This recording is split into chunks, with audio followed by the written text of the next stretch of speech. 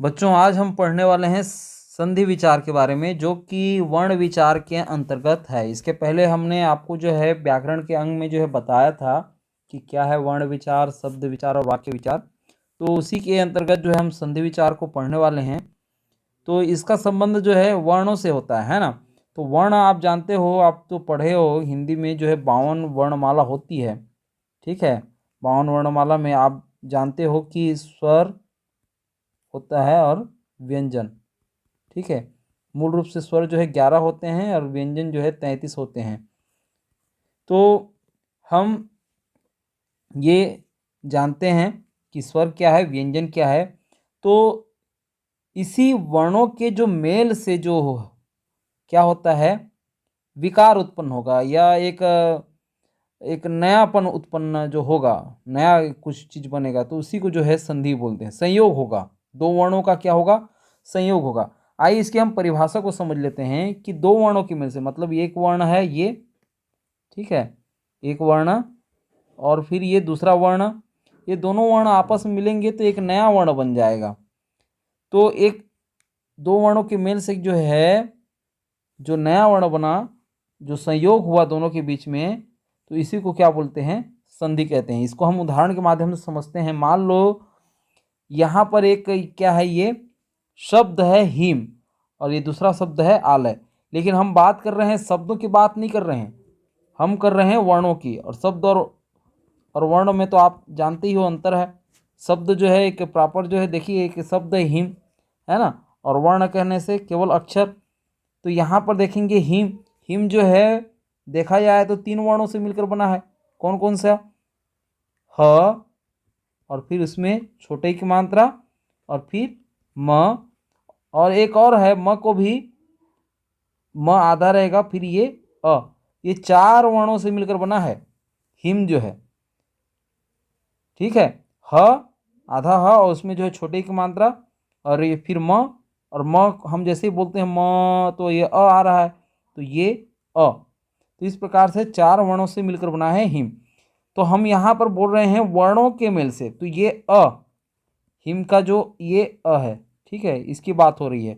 आलय देखें, आलय कितने वर्णों से मिलकर बना है। आलय हम देखते हैं यहाँ पर आ, फिर ल आधा ल, फिर ये उसमें अ जुड़ा है ल, फिर ये य आधा य और फिर उसमें अ। तो इस प्रकार से ये आपको समझना होगा कि कोई भी शब्द किन किन वर्णों से मिलकर बना है। इसके लिए हम एक और वीडियो लेकर आएंगे, इसको और जो है डिटेल में आपको बता देंगे। अभी फिलहाल आप ये समझिए कि हिम में जो है अंतिम जो वर्ण आ रहा है वो क्या है, अ। अब देखिए दो रस्सी को आप जोड़ेंगे, दो रस्सी को जोड़ेंगे तो एक रस्सी का जो है पीछे का हिस्सा और ये दूसरे रस्सी के सामने का हिस्सा, इन दोनों को जो है आप जो है जोड़ेंगे। तो उसी प्रकार से जो है यहाँ पर देखिए शब्द क्या है हिम, तो इसका जो अंतिम वर्ण है अ और आलय का क्या है जो शुरू वर्ण है, इन दोनों को जोड़ना होगा। तो अ धन आ मिलकर के इसका जो है क्या हो गया है, ये आ हो गया है। अ और आ मिलकर के आ, इसीलिए जो है हिम धन आलय को जो है हिमालय कहते हैं। यहाँ पर देखिए ये म में जो है आ ये जुड़ा हुआ है। ठीक है, तो ये इस प्रकार से हुआ है इस प्रकार से। इसको और थोड़ा सा हम ये समझ जाते हैं, आपको और बता देते हैं, इसको थोड़ा क्लियर हो जाए आपको कि किस प्रकार से हुआ है।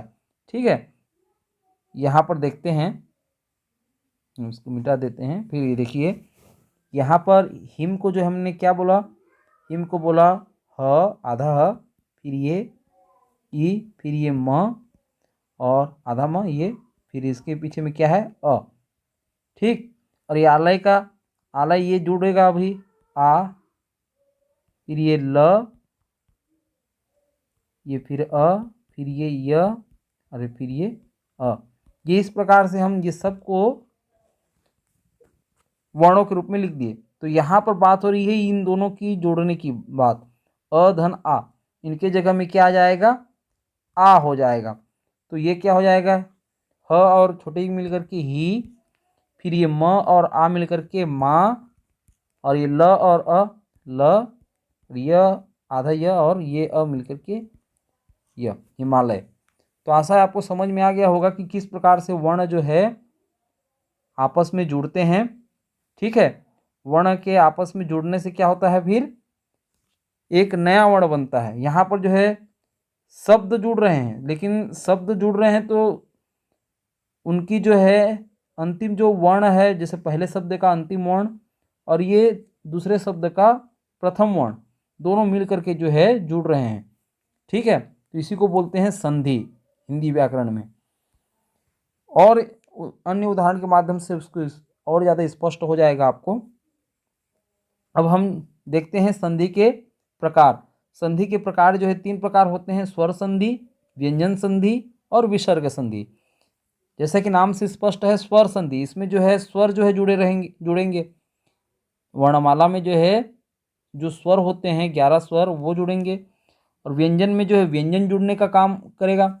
और विसर्ग आप जो जानते ही होंगे कि अह जो लिखते हैं उसमें जो अंतिम में जो दो बिंदी रहता है, इसी को जो है विसर्ग बोलते हैं। तो यहाँ पर जो है जब जुड़ता है तो विसर्ग भी जुड़ेंगे, तो अब ये विसर्ग संधि होगा। तो इसको हम बाद में इसको चर्चा करेंगे। अभी हम समझते हैं स्वर संधि क्या है।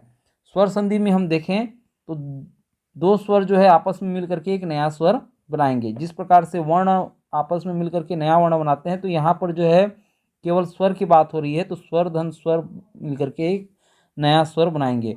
आज की इस वीडियो में हम जो है स्वर संधि के 2 प्रकार को जो है ज़्यादा स्पष्ट करेंगे।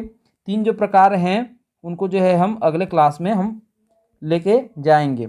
इसमें हम जो पढ़ने वाले हैं दीर्घ स्वर संधि, ठीक है, और फिर गुण स्वर संधि, और अगले दिन हम पढ़ने वाले हैं वृद्धि स्वर संधि, यण स्वर संधि, अयादि स्वर संधि। तो ये 5 प्रकार होते हैं स्वर संधि के। स्वर संधि के 5 प्रकार होंगे। अभी हम आपको जो है बताते हैं दीर्घ स्वर संधि क्या है। बहुत ही आसान है। दीर्घ शब्द का जो अर्थ ही होता है दीर्घ, यानी होता है बड़ा। तो कैसे बड़ा, यहाँ पर देखिए दीर्घ स्वर संधि में सवर्ण होते हैं। सवर्ण कहने का मतलब ये है कि उसी जाति का। अब अ आ है तो हम इसको अ आ को जो है छोटा भाई बड़ा भाई मान लें, तो ये अ आ है, तो इसका जो है मेल जो है किसके साथ होगा, अ आ के ही साथ ही होगा। चाहे तो अ रहे शुरू शब्द में और दूसरे शब्द में चाहे तो अ रहे या आ रहे, या है ना। तो ये तो उदाहरण के माध्यम से आपको जो है अभी स्पष्ट हो जाएगा। अभी फिलहाल आप ये समझ जाइए कि दीर्घ स्वर संधि जो है ये आपस में जब जुड़ते हैं तो किसकी बात हो रही है, सवर्ण की। अ आ के साथ जो है अ आ ही मिलेंगे, तो उसका दीर्घ रूप क्या हो जाएगा, उसका बड़ा भाई आ बन जाएगा। इसी प्रकार से ई ये आपस में जुड़ेंगे ई के साथ, तो उसका जो है बड़ा जो है ई जो है बनेगा। ऊ और ऊ ये मिल करके जो है ऊ और ऊ मिल करके ऊ ये बनेंगे। ये देखिए छोटा री है, छोटा री ये आपस में जुड़ करके जो है ये बड़ा री बनेगा। तो एक उदाहरण के माध्यम से आपको स्पष्ट हो जाएगा। जैसे यहाँ पर हम ये बात करें कि एक उदाहरण ले लें। क्या उदाहरण, मान लो ये है कि परम धन अर्थ। अभी आप लोग जानेंगे कि परम के पीछे में क्या है, जी हाँ अ है, म परम म, है ना।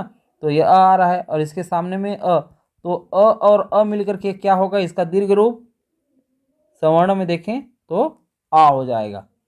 तो ये क्या हो जाएगा, फिर हम इसको जब जोड़ेंगे तो म में हम क्या जोड़ेंगे, आ की मात्रा परमार्थ, और ये अ जो है लोप हो गया क्योंकि ये अ के साथ जो है जुड़ गया, तो परमार्थ। ठीक है, तो परम धन अर्थ मिलकर के हो जाएगा परमार्थ।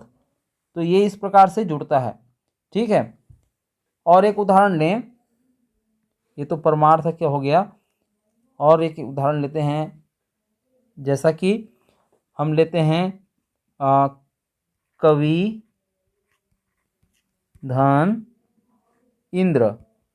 कवि धन इंद्र, यहाँ पर देखिए कवि, इसमें जो है अंतिम जो वर्ण है वो है ई, और इसका जो है शुरू वर्ण जो क्या है ई, तो दोनों आपस में मिलकर के बड़े ई हो जाएगा। क्योंकि दीर्घ स्वर संधि में क्या होता है, सवर्ण सवर्ण यदि जब मिलते हैं तो वो उसका दीर्घ रूप हो जाता है। तो यहाँ पर क्या हो जाएगा क, और फिर ये व में छोटे की मात्रा नहीं होगा, क्योंकि ये ई जुड़ करके बड़े ई जुड़ गया है, बड़े ई बन गया है, इसलिए कविंद्र ये हो जाएगा। ठीक है, तो इस प्रकार से जो है ये दीर्घ स्वर संधि बनते हैं। अभी आप जो है पूरा मैं और ज़्यादा उदाहरण न दे करके आप जो है जब व्याकरण जब पढ़ेंगे तो मेरी इन बातों को ध्यान में रखेंगे तो आपको हर चीज़ जो है, हर उदाहरण जो है समझ में आएगी कि दीर्घ स्वर संधि किसे कहते हैं। यदि अभी भी आपको समझ में नहीं आ रही है तो फिर से जो है आप वीडियो को देख सकते हैं। ठीक है, अब देखते हैं गुण स्वर संधि। गुण स्वर संधि में क्या है, दीर्घ स्वर संधि का उल्टा, जिसमें क्या था कि इसमें सवर्ण सवर्ण जो है जुड़ रहे थे, आ के साथ आ ही जुड़ रहे थे, ई के साथ ई जुड़ रहे थे, उ के साथ उ ही जुड़ रहे थे, री के साथ री ही जुड़ रहा था। अभी क्या होगा, आ के साथ में जो है, आ के साथ में जब दूसरा स्वर जुड़ेगा, दूसरा स्वर कहने का मतलब ई यदि जुड़ता है, ई जुड़ता है तो क्या हो जाएगा, ए हो जाएगा। यदि अ के साथ जो है उ जुड़ेगा तो ओ हो जाएगा, अ के साथ री जुड़ेगा तो अर हो जाएगा। ठीक है, तो ये वास्तव में देखें तो ए जो है क्या है, ऐ, और ये ओ, इसलिए इसको इस प्रकार से पढ़ा जाता है। ठीक है, एक उदाहरण के माध्यम से आपको जो है और स्पष्ट कर दे रहा हूँ कि क्या है, कि जैसे मान लो एक उदाहरण है देव। अब देखिए देव में जो है अंतिम जो है जो वर्ण आ रहा है वो अ आ रहा है, फिर इंद्र इसका जो शुरू है वो है ई आ रहा है, तो अ धन ई मिलकर के क्या हो जाएगा, अ धन ई मिलकर के ए हो जाएगा। ठीक है, इसलिए क्या होता है देव, फिर इसमें जो है इसमें एक मात्रा देवे, और ये आधा न ई तो इसमें जुड़ गया है ना, अ और ई मिलकर के ए बना लिए, ए की मात्रा, और ये फिर आधा न और ये द्र, तो ये हो गया देवेंद्र। देव धन इंद्र मिलकर के होगा देवेंद्र। तो इस प्रकार से गुण स्वर संधि होता है, एक नया ही गुण आ जाता है, एक नया ही रूप आ जाता है, इसलिए इसको गुण स्वर संधि कहते हैं। रमा धन इस, यहाँ पर देखिए आ है और इसके सामने में बड़ी है, तो जब ये दोनों जुड़ेंगे तो ये आ और ई मिलकर के हो जाएगा ए, इसलिए क्या होगा र, फिर ये आ और ई मिलकर के ए रमेश, तो रमाधन इस बराबर होगा रमेश। तो आशा है आपको समझ में आ गया होगा। इन उदाहरण को आप समझने के लिए आप जो है व्याकरण पुस्तक और डिटेल में पढ़िए। सारा चीज़ जो है वीडियो में नहीं कही जा सकती, नहीं बताई जा सकती है। हाँ, लेकिन आपको अब की बार ज़रूर समझ में आएगा, आप पढ़ेंगे। यदि कोई चीज़ समझ में नहीं आती है तो कमेंट करके भेजिए, हम उसको जो है ज़रूर बताएंगे। फिर अगले क्लास में हम पढ़ने वाले हैं वृद्धि स्वर संधि, यण स्वर संधि, अयादि स्वर संधि के बारे में।